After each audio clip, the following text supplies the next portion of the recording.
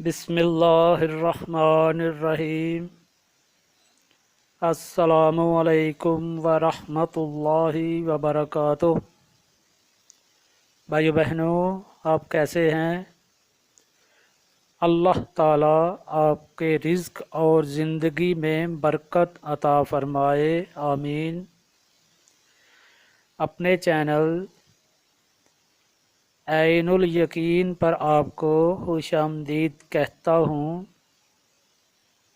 भाइयों बहनों, आज आपको एक नहायत ही अहम मसले पर थोड़ा बयान बताने आया हूँ। बयान का मौजू है कि मस्जिद में लोगों को फलांगना मना है।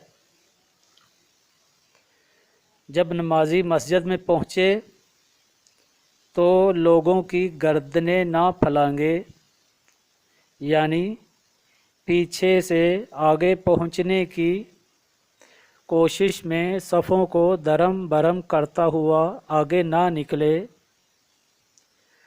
अगर इमाम या मुअज्जिन है तो वो जा सकता है, इसमें कोई मुज़ायका नहीं, उसके लिए मना नहीं है। गुनियत तालिबीन में एक रवायत में आया है कि एक शख्स जनाब नबी करीम सल्लल्लाहु अलैहि वसल्लम ने देखा कि वो लोगों की गर्दनें फलांग रहा है।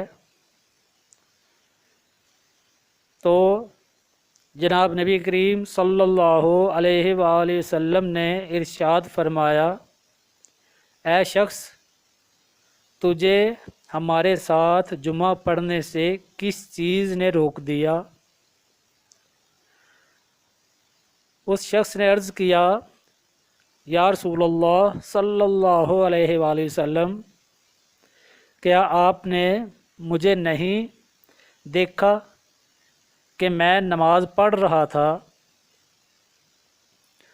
तो जनाब नबी करीम सल्लल्लाहु अलैहि वसल्लम ने इरशाद फरमाया, मैंने तो ये देखा कि तू आखिर में तो आया और लोगों को दुख दिया, लोगों की गर्दनें फलांग कर आगे बढ़ा। भाइयों बहनों, एक और हदीस के अल्फाज इस तरह से हैं कि जनाब नबी करीम सल्लल्लाहु अलैहि वसल्लम ने इरशाद फरमाया कि तूने आज जुमा क्यों नहीं पढ़ा? उस शख्स ने अर्ज़ किया, या रसूलल्लाह सल्लल्लाहु अलैहि वसल्लम, मैंने जुम्मा की नमाज़ पढ़ी थी। तो जनाब नबी करीम सल्लल्लाहु अलैहि वसल्लम ने फरमाया, क्या मैंने तुझे लोगों की गर्दनों से फलांगते नहीं देखा? यानी तू लोगों की गर्दनें फलांग रहा था। याद रखो कि जिसने ऐसा अमल किया उसकी पीठ क़यामत के दिन दोज़ख का पुल बनाई जाएगी, लोग उस पर से गुज़रेंगे और इसको पामाल करेंगे। तो भाई बहनों, ये आज का बयान था। ये मर्द हजरात जो हैं उनके लिए है कि जब वो मस्जिद में जाएं तो जो पहले नमाजी सफ़ों पर बैठे हैं उनको फलांग कर उनके ऊपर से आगे ना जाएं, बल्कि पीछे जहाँ पर जगह मिल जाए उधर ही बैठ जाएं। अगर फलांग कर आगे जाएंगे तो गुनाहगार होंगे और हदीस के मुताबिक उनकी नमाज ना होगी। और जुमा के रोज़ इसीलिए फरमाया गया कि जुमा के रोज़ जल्दी मस्जिद में जाएं, ताकि मस्जिद में जाकर इमाम के करीब बैठें या खतीब के करीब बैठें। पहले आगे वाली सफ़ों को पूरा करें, उसके बाद उससे पीछे वाली सफ़ पूरी करें, उससे पीछे वाली करें, ताकि जो लोग देर से आते हैं उनको गर्दनें फलांगनी ना पड़ें, उनके लिए पीछे जगह बाकी बच जाए और वो उधर ही बैठ जाएं।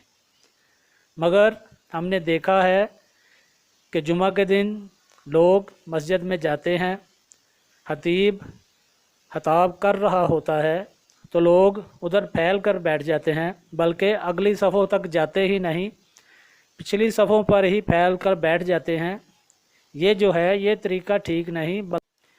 جب مسجد میں جائیں تو خطیب کے پاس بیٹھیں اور جو سب سے آگے والی صف ہوتی ہے اس کو پہلے مکمل کریں، اس کے بعد جو آدمی جمعہ کے لیے جاتے ہیں وہ دوسری صف کو مکمل کریں۔ اسی طرح ترتیب سے صفوں کو مکمل کرتے جائیں، اور جو لوگ دیر سے آتے ہیں ان کے لیے پیچھے جگہ چھوڑ دیں، کیونکہ وہ دیر سے آئیں گے، ظاہر ہے پیچھے جگہ مل جائے گی، وہ ادھر ہی بیٹھ جائیں گے اور ان کو گردنیں نہ پھلانگنی پڑیں گی اور وہ گناہ گار نہ ہوں گے۔